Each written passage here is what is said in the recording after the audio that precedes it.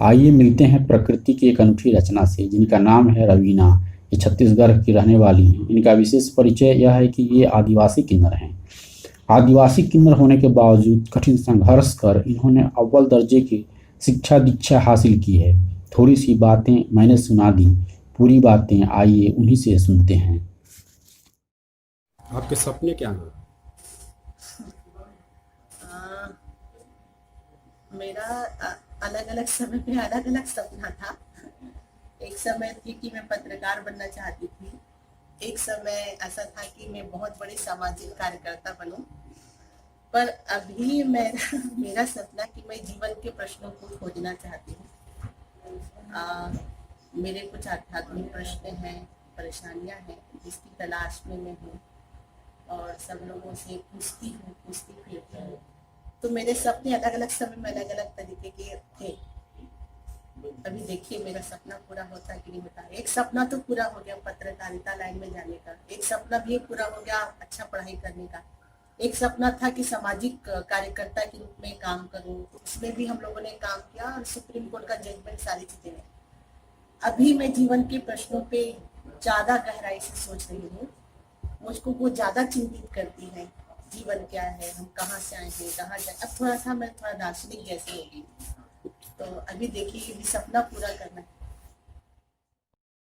आपको कब पता चला कि आप किन्नर हैं? समय देखिए उम्र कितनी थी आप? देखिए किन्नर का मतलब होता है शरीर और मन का अलग अलग होना।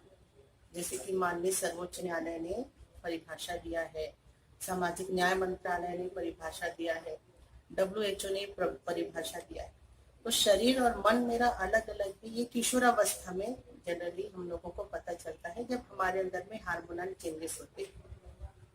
तो उस समय एक मन में दुविधा होती है कि शरीर तो पुरुष का है पर आत्मा भावनाएं महिलाओं की। तो एक द्वंद से उस समय बच्चा गुजरता है, उस द्वंद से मैं भी गुजरी लगभग जब मैं 11-12 साल की थी। पर कंफर्मेशन या उस द्वंद को एक पहचान के रूप में जानना वो कम से कम 21 और 22 साल में हो पाया। जब मैं समुदाय के साथ मिली, जब मैंने अपनी काउंसलिंग कराई, तो पता चला कि जो द्वंद है, ये द्वंद एक ट्रांसजेंडर आइडेंटिटी है। जब आपको ये पता चला कि आप किन्नर हैं, तब आपको कैसा महसूस हुआ? एक द्वंद से मुक्ति मिल गई, क्योंकि एक द्वंद चलता था कि शरीर अलग है, मन अलग सोच रहा है। शरीर कुछ और दिख रहा है, मन कुछ और दिखना चाहता है। तो मैं बहुत ज्यादा डिप्रेशन में रहती थी। कई बार सुसाइड करने की भी कोशिश की कि मेरे साथ ऐसा क्यों हो रहा है। मैं कई बार मानती थी कि कोई मेरा मानसिक बीमारी है। पर बाद में जब मैंने काउंसलिंग लिया, अपने समुदाय के लोगों के साथ बातचीत की, तब मुझे पता चला कि मैं इस प्रकृति की अनूठी रचना है, जिसमें एक स्त्री और पुरुष का दोनों का समावेशन है।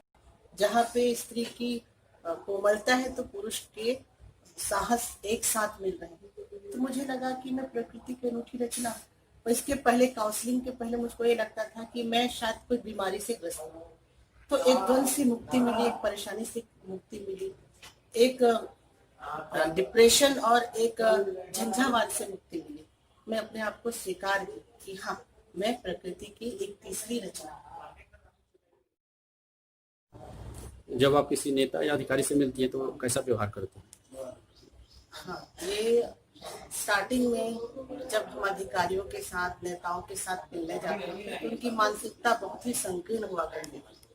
कई बार मुझे याद है, मैं मंत्रालय में जब जाती थी तो मुझको बोल दिया जाता था कि अभी दिवाली और होली नहीं। कई बार गार्ड वहाँ के सुरक्षा गार्ड हम लोगों को इस तरीके से भगा देते थे। पर संघर्ष करते रहे। और आज जब सुप्रीम कोर्ट का जजमेंट आया, शासन में हम लोगों ने एक तृतीय कल्याण बोर्ड की गठन की, तब सब लोग अभी खुले मन से चीजों को स्वीकार कर रहे हैं, सपोर्ट कर रहे हैं, सहयोग दे रहे हैं। पर ऐसी स्थिति पहले नहीं थी। तो परिस्थितियों को ठीक करने के लिए, उनकी मानसिकता को, दृष्टिकोण को ठीक करने के लिए बहुत मेहनत करना पड़ा। कई बार ऐसा होता था कि IAS ऑफिसर 10 बजे से सुबह जो हम उनका वेट 10:30 से करते थे, शाम को 5 बजे हमसे मिलते थे। इस तरीके की उपेक्षा और भेदभाव हम लोगों ने सहा।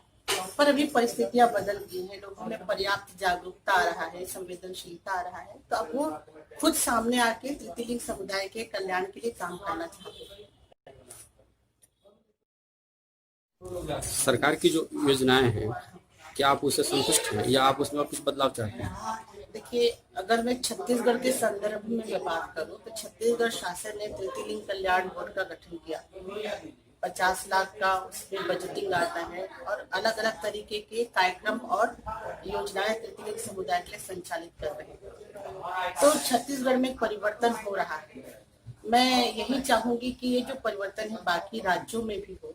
कई बार ऐसा होता है कि सरकार अपनी सामाजिक सुरक्षा योजनाओं से समुदाय को लिंक करती है, जोड़ देती है, पर हम सरकार से अनुरोध करते हैं कि वो हमको सामाजिक सुरक्षा योजनाओं से जोड़े, साथ ही साथ हमारे लिए विशेष सामाजिक सुरक्षा योजनाओं का भी निर्माण करें। क्योंकि जो वर्तमान में जो सामाजिक सुरक्षा योजना है उसमें इतने ज्यादा दस्तावेजीकरण है, इतने ज्यादा फॉर्मेलिटीज हैं कि एक सीमा के अंत में जो एक समुदाय है वो समाज के सरकार की योजनाओं से जुड़ नहीं पाती, क्योंकि प्रक्रियाएं इतनी जटिल है, दस्तावेजीकरण इतना ज्यादा है। तो सरकार से हम चाहते हैं कि अपने योजनाओं से तृतीय लिंग समुदाय को जोड़े, पर साथ ही साथ स्पेशली समुदाय के लिए भी अलग से विशेष योजनाओं की भी रचना करे, उसका क्रियान्वयन करे। तो ये हमारी सरकार से मांग है, दरखास्त।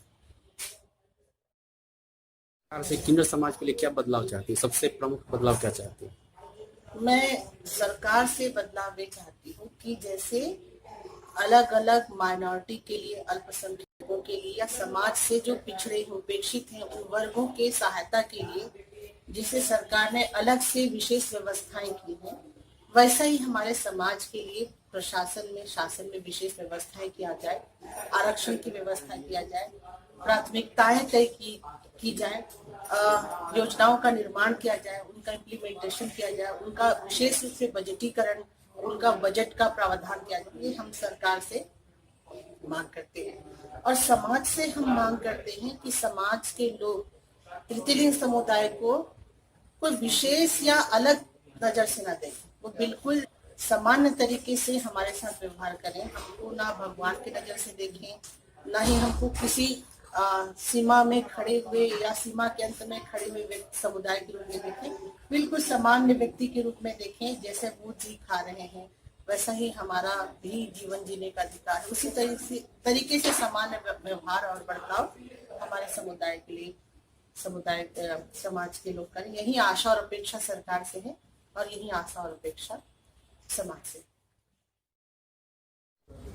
आप किस धर्म को मानती है, किस भगवान की पूजा करती है? मैं तो मानती हूँ कि जो सारे धर्म हैं वो सभी उसी एक परमात्मा की ओर ले जा रहे हैं। जो जैसे नदियां अलग अलग मार्ग से होती हुई अंत में समुद्र में मिल जाती हैं, वैसे ही जो जितने धर्म, पंथ और संप्रदाय इत्यादि हैं वो भी अलग अलग मार्गों से जाते हुए अंत में उसी समुद्र में मिल जाती है।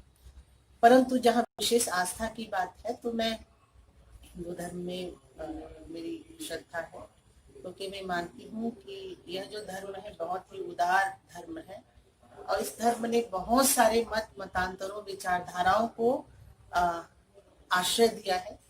जैसे कि अन्य धर्मों में एक पुस्तक, एक देव, एक पूजा पद्धति होती है, पर हमारा हिंदू धर्म में ऐसी व्यवस्था नहीं है। हम अनेक चीजों पे विश्वास कर सकते हैं। हमारे आस्था में बहुत तरीके की विविधता हो सकती है, हमारी पूजा पद्धतियां अलग अलग होती हैं। तो चूंकि इस उदारवादी विचारधारा के कारण मेरी व्यक्तिगत रूप से हिंदू धर्म में आस्था है, पर मैं मानती हूँ कि सारे धर्म, सारे मत, सारे मजहब, सारे पंथ भी उसी एक ईश्वर की ओर सभी को ले जा रहे हैं। तो कल कविता जो पढ़ी थी उस कविता को एक बार फिर से पढ़ दो। कविता को मैं बहुत छोटी थी तो लिखी थी। छोटा सा बच्चा जन्मा आंचल की छांव में, छोटा सा बच्चा जन्मा आंचल की छांव में, नगाड़े बजे, मिठाइयाँ बटी, दीप जले उस गाँव में। जब भी बच्चे का जन्म होता है तो ये प्रक्रियाएं चलती हैं, ये औपचारिकताएं होती हैं। छोटा सा बच्चा जन्मा आंचल की छांव में, नगाड़े बजे, मिठाइयाँ बटी, दीप जली उस गाँव में। सब कुछ ठीक चलता रहा जीवन की राह में, सब कुछ ठीक चलता रहा जीवन की राह में। 10 साल बाद 10 साल बाद घटना घटी 1 माह में, लोगों ने कहा यह तो पुरुष है ना महिला, लोगों ने कहा यह तो पुरुष है ना महिला। बदनामी का सोच परिवार का मन दहला, क्योंकि बेदर्द जमाने में नाम ज्ञातों से गिरा। एक प्रश्न है, अर्धनारीश्वर का स्वरूप जब हमको स्वीकार है, हम सभी अर्धनारीश्वर की पूजा अर्चना करते हैं, तो अर्धनारीश्वर का स्वरूप जब हमको स्वीकार है तो ईश्वर की ये रचना हमको क्यों अस्वीकार है? दिव्यांग जन भी समाज को भाते हैं, पर हम किन्नरों को राहत क्यों नहीं दे पाते? कुत्ते बिल्लियों की जाती यहाँ कद्र है, हाय जमाना कितनी खुदगर्ज है, क्या इसी बेवफाई का नाम मर्द है, क्या इसी बेवफाई का नाम